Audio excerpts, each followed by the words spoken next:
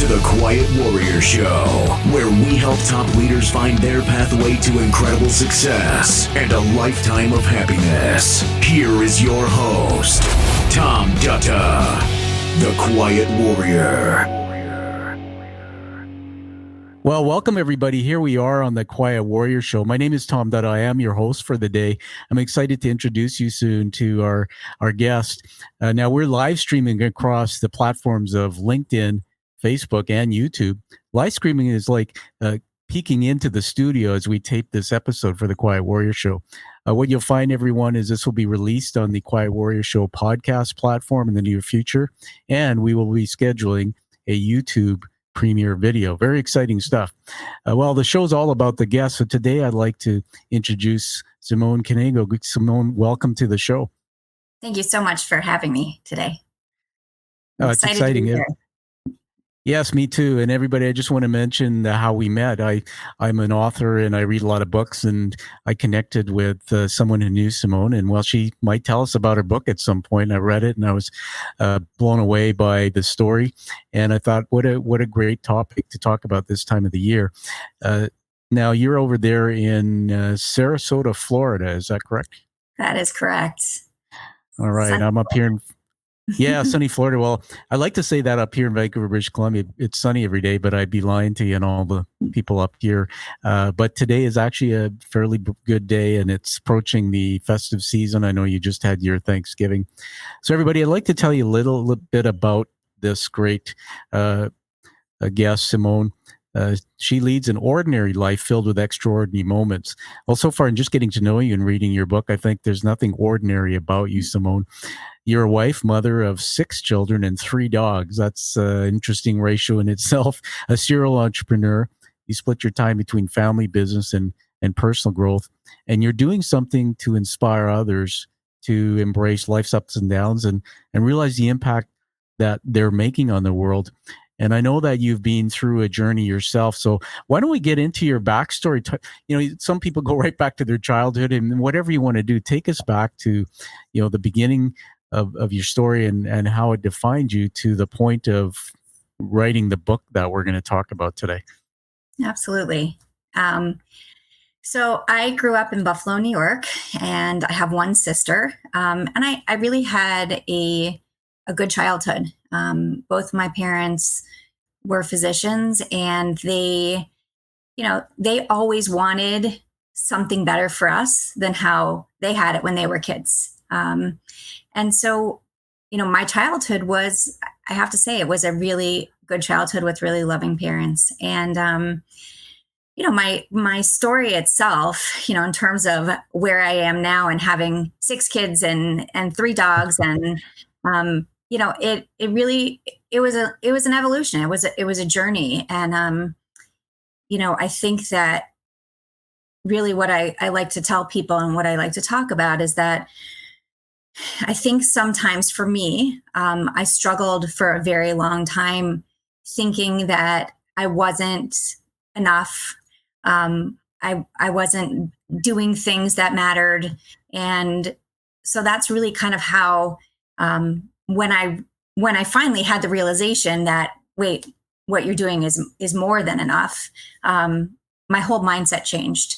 And so all of my stories shaped me into the person I am today, and really how I've moved forward on my journey, and all the crazy things that we have, happen in our lives are all kind of part of my story. Well, thank you. Yeah, I'm going to jump right into that, and I want to say a couple things about the journey I went on in my head when you talked about your parents and you're not enough, and then the defining moment of what you're doing today, really showing people to embrace the ups and downs in their life and really see that they are enough. I think what I love about you and your story so far, Simone, and as we get to talk deeper about it, is we're hoping there'll be many people watching this from around the world that will sit back and say, wait a minute, that's my story. Maybe I grew up somehow feeling that I'm not enough and I was measuring myself against something else. I want to tell you that you and I exchanged a few things offline, and want to honor that. My father was an electrician. In fact, my parents were born in Fiji, and my father's dad died back there. So my dad came here, I think barely finishing grade 12, and he started pumping gas like most immigrants, became an electrician, became a teacher. And my dad always wanted a better life for us. What I found personally through the early years, and my story is very, very much deeper, which we won't focus on today, is that I was measuring myself against others. And that's what led to my own lack of self-worth or feeling I wasn't enough. And even in school, I grew up in what we'll just call the middle class to upper class neighborhood. And my dad wanted the best for us because he didn't have it. So we had a nice house, and he worked hard, and my mom worked hard to try and, give us this better life. But what I found along the way is I was around these kids who had fancy cars and things, and I didn't have all that. It's all this pressure that I was under. And even when I started achieving in my own career, I started still in my soul feeling, wait a minute, it just still doesn't feel right. I still don't feel like I'm enough. The last thing I'll say on that, because I'm honoring the connection I have to your story, is that it took me a long time to figure out that unless I was born and I can say I am enough, I can't go out in service to others. And it wasn't any job or paycheck or accomplishment or measuring up to my parents' wishes that defined who I was. It was really that I was enough. And I remember I said to my daughter before she went off to university, and I'll turn it back to you on this note. I said to her, I don't think I did a good job of telling you this, but I said, it doesn't matter if you get a degree. It doesn't matter if you be a professional, even if you want to do something artistic. I love you and you are enough. And that's the message I wish I had heard when I was younger. And parents are great, but they grow up with their own belief systems, and they don't always know that that's the message sometimes that, we want to hear. So I'm admiring this story. Everybody, I'm going to read this out of the one sheet from your book. Now, your book is called Extraordinary, Unordinary You by Simone. And there's 5 points here. One that really got my attention was 6 kids, 2 shoes on the wrong feet, 1 minivan, and a family of rats. And I looked at that, Simone, I went, oh, rats. Now I've rambled a bit for a reason to plant my thinking into your head. Just riff on this. I mean, what the heck is that all about in the rats part? I mean, I'm thinking like, what are we talking about? So we have a lot of great stories. And I think what's really important, again, to be true to ourselves, we have to share the good, the bad, the ugly, the sad. You kind of have to share it all to really kind of be true to what, if I'm putting myself out there and saying, I now look in the mirror and say that I am more than enough. And I have failures all of the time. I have, crazy things happen all of the time. And that's okay, because that's part of life. So we had an event where I was out of town. I was in Israel for a couple of weeks, and our kids were at summer camp. And there's a whole nother backstory to this, because my son he got bitten by a poisonous snake at summer camp. He had to be life flighted to the children's hospital. He spent 3 days in the ICU, and my husband, so that's another story, went to meet him there, to be with him until they could come home. And fortunately, everything went well and he was able to come home. Well, I returned from Israel, they returned from summer camp, and I had to take him to a physical therapist because his arm was locked in place from the swelling. So we get into the van, and I look back at him and ask him to buckle himself. And I'm looking at the car thinking, okay, it's usually a moving trash can, but I've never seen it look this bad. Why is there popcorn everywhere? I mean, I haven't been home in 2 weeks. How can there be popcorn all over the seats? I start backing up. I look back again and think, that isn't popcorn. So I'm like, Noah, get out of the car. And so we're in the driveway. He jumps out of the car. I look, and what I realized is that rats had chewed on all of the seats. Somehow they got in through the engine block. And of course they had a feast because it's a minivan for 6 children.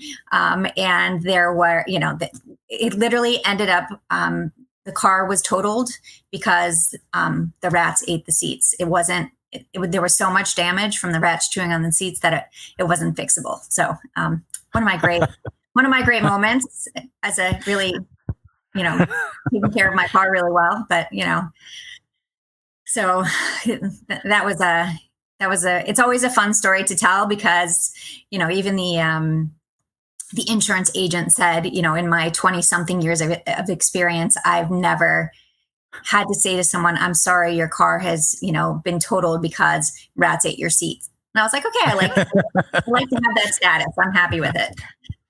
I want to jump in and honor you. First of all, I love this story. Thank you. It reminds you of those insurance commercials that I can't remember the name of the insurance company. Where they showed the bull coming through the front windshield of the car, and I think they said, "Been there, done that." Well, I nominate your story for one of those commercials. I think what I gathered from your book, what you're trying to express to people is, and let's go back to you again. As you've said, growing up as a mom, I mean, I realized later in life, looking back, that the work my mom did raising 3 children while my traditional father went out into the work field is a full-time job, and it's hard work. In fact, harder than most of the work people do out, in corporate America. And so it takes a special person to be able to do that. And then I looked at what I think you're trying to do is take those extraordinary moments in your life and somehow give a message to your audience or your readers. The thing I loved about that story you told, I just want to play it back for those who are just chiming in. We're talking about a minivan and rats destroying it and totaling the van. But you also said something else, that at that same time, there was more going on behind the scenes. You were over here in another country, and your son was at a camp, and there was a snake bite and very serious stuff. When you talk, there's this resilience, there's this energy, there's this strength behind your words. I mean, almost like happiness. And that, I think, tell me more about that. How have you learned to embrace the downs and turn them into those extraordinary things to keep moving forward in this life? So a couple of things. One is I have a really strong mother. She grew up in rural Pennsylvania. She lived on a farm. Her mom had a 6th grade education. Her dad worked in a brewery and a coal mine, and she knew she wanted to be educated. And she worked really hard, and she got into the University of Pittsburgh. And while she was in school, she worked 3 jobs, and she then got into medical school. She was one of 5 women in her medical school in the late 1950s. So she really kind of, if we talk about resilience and the ability to move forward through adversity, she's it. I mean, there was definitely, she struggled, but, she was such a good role model for me. And, I think probably for a long time, I probably, looked at the struggles she had and thought, I'm not struggling, so I must not, what I'm doing must not be enough. Right. And I think that's a really big part of my thinking. But I had a moment where, I know a lot of times people will say that I had to put my career on hold while I was raising my kids. And I always think to myself, especially now, that raising your kids is part of your journey. It's really not putting anything on hold. And I feel like sometimes we devalue like what we do as moms. And I think I did for a long time too. I mean, again, what am I doing? And then I had a friend say to me once that when times were really tough with her kids, she said that she was growing her garden, and that's how she looked at her children, like to bring beauty to the world. And to me, that was such a great way to say it. And I just think that I've been, surrounded again with a mom who, worked really hard. And I now look at myself and say, like, all of these things you do every day, they matter. They're important. And you got to keep looking at yourself like that. Well, thank you. I just want to say this is a teaching moment on the show, and I'm going to highlight it, that what you just heard Simone say is that, she had a hardworking mom, and she drove herself to measure up and be hardworking, but never really realized that the things that she does, raising children, being a mom, are extraordinary. I've heard that many times, even in my career growing up, that, I never had any sisters, so I was raised to be cleaning the house and cooking at a young age. And even when I got married to my wife, who is a professional manager, I would come home and cook and clean. And to me, there was no rules. It was everybody was on the same level. Not man's work, not women's work. That's my belief system. A lot of the guys I grew up with, it's like they're out at the bar after, and it's, wife's job to do the cooking. And then I'd be around some women in the workplace who would be strong and confident, and others would say, I was just a mom before I started working. And I think you're right. I mean, we have to make the choice to change the meaning of being a mom and doing the work. Because I remember back, he talked about farming back in the, I read somewhere that back in the early years before the Industrial Revolution, I'd like to know what you think about this. Men and women were on the farm raising their children. The men were equally doing all the chores, they were sitting at the dinner table every night, with the children. The Industrial Revolution comes and they, for whatever reason, were the ones that left the farm to go to work. All of a sudden, all that work that they shared fell onto the shoulders of the women or the moms. And I think we forget that sometimes. So thank you for honoring us with that story. There's another one I wanted to ask you to talk about, see what we can learn from you here is tell us about Kilimanjaro. So I had the honor of climbing Kilimanjaro. I think it's been 5 years ago now. And I say the honor. I mean, it was a big challenge, but I had the opportunity to climb it with the Live Strong Foundation, and they raise money for cancer patients, cancer research. They really cover the spectrum on there. And a friend of ours had climbed it, and he had asked my husband if he was interested. And my story is my husband said, 1, 2, 3, no, call Simone. He doesn't remember it exactly like that. He's like, oh, I might have considered it, but he did not consider it. And I ended up going and climbing with 16 strangers. And, it was really about leadership and learning how to work together in extremely challenging situations. And do we stick together? Do we, how do we make it to the top? What's the best way to move forward? And it really was a life-changing experience for me. It was incredibly powerful. Met people who, cancer survivors, people supporting cancer survivors, people who had lost family and friends to cancer. And it was even more powerful, looking back at it now. At the time, my dad actually passed away last year from cancer. And when I climbed Kilimanjaro, it was before he got sick. And so now looking back, it really, has a greater purpose, greater meaning for me, because really honoring him on that climb as well. Thank you very much. First of all, I'm sorry about the loss of your father. I remember you wrote to me about that, and keep the spotlight on honoring your dad with this show. Maybe I told you that I know the feeling, but can't know your feeling. I lost my dad just a couple of years ago too. Climbing Kilimanjaro and the cancer connection there. Somebody said to me before, I don't know if you've heard of the Tough Mudder show, Tough Mudder, and there's a saying, it goes like this: when was the last time you did something for the first time? And it seems to me that through your life, Kilimanjaro is an example that you're an amazing woman who continues to push yourself to extraordinary levels. That's pretty awesome what you did. And so, we send a prayer to your family about the loss of your father. What is one thing you learned from your dad, now that we talk about him, that we can honor him with? What's one thing that you carried with you, whether it's in your belief system or whatever, with you today? Oh, I learned so many things. So I think one of the biggest things I learned was not to back down. That to, really, if you sign up for something, you should finish it. And that even when it gets tough, you have to see it through. And that's how he grew up, and I definitely think it made me a stronger person.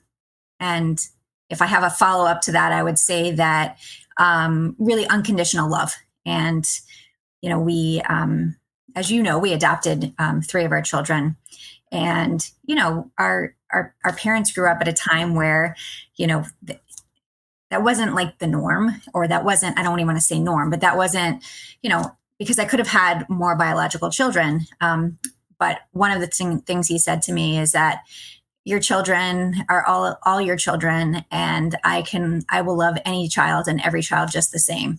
And, to me, that was a really, really important piece in my journey. Well, thank you. And you read my mind. I was going to go there about the six pack Yeah. in the book, and in that line I read about six kids, two shoes on the wrong feet. That I do realize from reading your book that there were three adopted children, and I want to first of all honor you and the courage to do that. Many people don't, and there's so many children who need a home. I'm thinking out loud here, but there you are with three children, and of course three dogs, and the entrepreneurial career, and all this going on. It's like, who needs that headache? But then when I look at this, tell us why you adopted. And I got a message out of your book about that. Let's see if you can remind me about that. Yeah, I mean, we honestly, there's just so many amazing kids in the world just waiting for a family to love them, and we really felt like we could be that family. And for us, and our friends thought we had lost our minds because why don't you just have another biological child? And we said, because again, there's so many kids that need a family.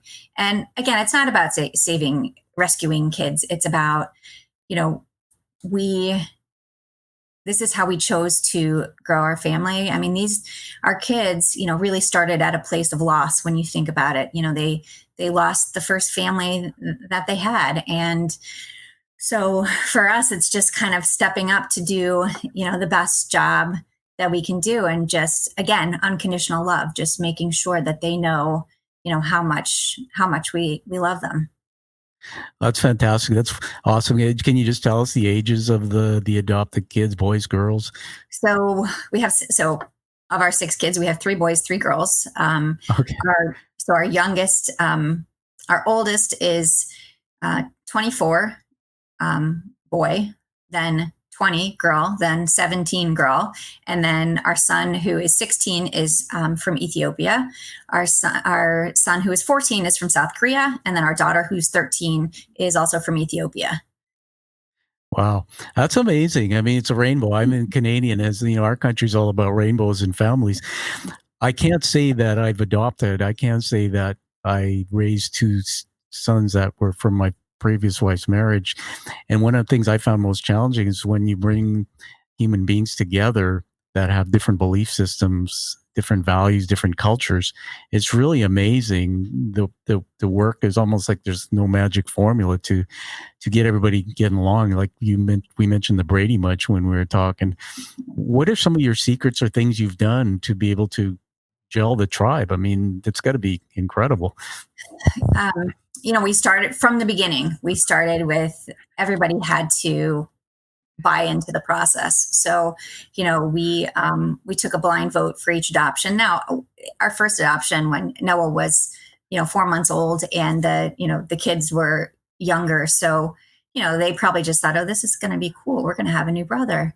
But as time went on, even for our last adoption for our youngest daughter, the kids all had to vote. And I think I do talk about this in the book. My daughter, Olivia, instantly wrote down on a piece of paper, the word yes. And I said, you didn't hesitate when you voted yes. And she said, Mom, we're talking about the life of another child. How can anyone vote no? And, Wow. So from the beginning, we made sure that the kids understood, that we were all in this together. And we are all in this together. It's not just me or my husband raising these kids. It's the entire family raising the family. Yeah, absolutely. And so life, as we know, isn't a straight line up, especially from reading your book and learning about what you teach, that it's looking at the ups and downs. And I think I'm trying to put my words in your words, that from what I saw, you've taught us, the adversity brings strength. Looking at both ups and downs reminds us that we are extraordinary. In fact, I think a lot of people, we're wired, I know this from the brain science work I study, that we're wired to think negatively, to think the worst will happen. But what I realize is in your life, from reading about your journey, that you've been through many things, hard things as well, including self-worth questions about your own, am I enough? But you've come out the other side. And that is extraordinary. And when I listen to your story, and it's something I talk about my own background, there's so many people who will watch or listen to someone like you and be inspired, but they'll be quietly in desperation, stuck saying, I wish I could, I know I still don't feel I'm enough, or I could never climb Kilimanjaro, or my somebody said I was a loser, or whatever it is, and they can't get through that. So you are extraordinary. I want to just tell you that on this show. Tell us about the book. I want to get you to hold it up again so we can see it when it was published. Anything you want to say about that? Yeah, there it is. There it is. The Extraordinary, Unordinary You. And it was published in last month in October. And it's my story. I didn't let any of my family read it before I was finished because I wanted it to be really my words, my story, and not their input into it. Because I think it would have been a totally different book if they would have chimed in on everything. I really, my hope is that if it changes one person's mind, if it helps one person, then I've done my job. And I feel that, one of the big things I talk about is that, same thing for me, feeling like I wasn't enough. But what I realized is that I didn't need to change myself. I needed to change the way I saw myself. And that's really what brought along change for me. And again, looking at, comparing ourselves to others and saying, oh, she climbed Kilimanjaro, I could never do that. Well, everybody has something that they do that someone else can't do, right? Like, so, I mean, we are all special in our own ways, and we really are more than enough. And we really have to look at ourselves and see and stop comparing ourselves to everybody else, because that doesn't make you stronger. It makes, it's a waste of time, I believe. I think that you really need to, build yourself up looking at what you are doing every day, because everything you do matters. Wow, thank you so much. I mean, what a great teaching moment. Everybody come back and just listen to the show for that part of it, and go and get the book, The Extraordinary, Unordinary You. And there's so many stories in there that teach that point that we just heard. Here's the thing why I so deeply admire you for your work, Simone, is that I've spent a lot of time trying to figure out myself throughout my own life as a business leader with something that was not quite right in my thinking. And I learned through just my advocacy for mental health that we have things called thinking traps. And, I say that we're born golden, statues like, Buddha statues. Oh, there's no crust on us. And then we have these neurons that are empty and there's no thoughts and emotions wired in them. And then we come into this world and stuff gets put in there. And a lot of what gets put in there sadly not true. It's stuff told to us by others. And these thinking traps, I never realized this, but they wire together as thought patterns, and the brain just plays them over and over. And it can be that one thing that somebody said to me long ago that plays in the background that discounts everything that, the world sees. Wow, Tom's successful, or he's a good person, he's good. And I had to figure that out and unwire it. And so I want to just say again, I loved reading your book, because reading your book reminds me, like every day for someone like me, and there's millions of us that fight to move forward every day because of these thinking traps. We need to be reminded by people like you. You're an authority on your topic because you've lived that journey, and you've admitted to us on, which is vulnerability. I believe that that's a strength, which in the corporate sector where I come from, it's seen as a weakness. That for you even to come out and say, at one point I didn't think I was enough. I mean, that's just awesome. There's somebody out there you're going to give courage to. And that's the beginning that for me, when I was able to admit that meant change. And I did. And today my life is that much happier. So thanks so much for that. As we wrap up here, I wanted to honor you with a few what I call leadership words. I write these down. I don't script them. You see my head turning here and looking at my paper. And so I want to honor you with these words. One is extraordinary. You are extraordinary. Congratulations. I wrote down seeker. And in the business world where I come from, visionary can be the same. You're a seeker. You were looking for the truth. You found it. Now you're teaching. Awesome. You are enough. If I looked at the word enough in the dictionary, got to see your face there. And diversity, I was thinking about the worldview you have with all these adopted children and the things you've done. Pretty spectacular. So well done. And so we're going to give it to you now to tell us where people can get a hold of you and your book and any of your work. Thank you very much.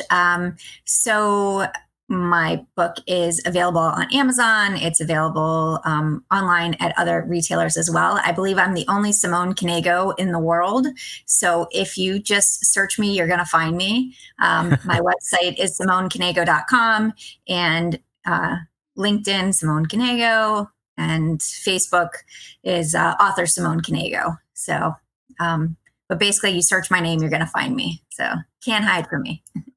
So those are now we can absolutely confirm that you are extraordinary because there's only one of you. Now I want to honor you with the award, and we've started doing this because it's on video whereas we're taping, but you might see in the background this screensaver. And if I turn this way, there's a guy who looks a lot like me. Mm-hmm. And when I started this show, I wanted to bring, ordinary people who have done extraordinary things to tell their story, but to learn from their authenticity of telling the struggles, not just the success. And amazing things have come out of that, including people like yourself today. And so I created this award, and it's actually a challenge coin. These were created in World War I, and they were held by soldiers to commit community to each other. So if you and I were showing up and I had mine and you didn't, well, maybe you'd buy drinks or dinner that night. This idea of these coins is spread around the world. They're used in the first responder community, AA, where my dad spent 23 years dealing with his addiction. And anywhere where communities exist, these coins are used. And so I had this one handcrafted and painted and minted in the US. Sorry, Canada. The front is the actual image of the show with some keywords that are meaningful. And the back is the hero's journey narrative illustrated from Joseph Campbell, which is really the narrative of the behind the show. It comes in a cherry box, and once COVID and mail settle down, it'll be coming out to you. By receiving it, I ask that you commit to never stopping using your purpose and your passion and your story to changing the world. And by carrying it, know that they're in, I think it's 9-10 countries now. We have Quiet Warriors quietly going on their way, serving the world. So welcome to the Quiet Warrior Tribe. Thank you so much. What an honor. It's amazing. You're welcome. You deserve it. And so that's all for today, everybody. Find this show when it comes out on your favorite podcast channel. Give it a high rating so we can honor Simone's work. And watch for the YouTube premiere video, which will be even more fun so we can see this play again. And live that life with passion as you see Simone does. Find that purpose as she did. And live the life that you deserve and desire. Thank you. Thank you, Simone. Thank you. Thanks so much. You're welcome. Thank you for listening to The Quiet Warrior Show. Create is a motive-based leadership development firm. www.kreat.ca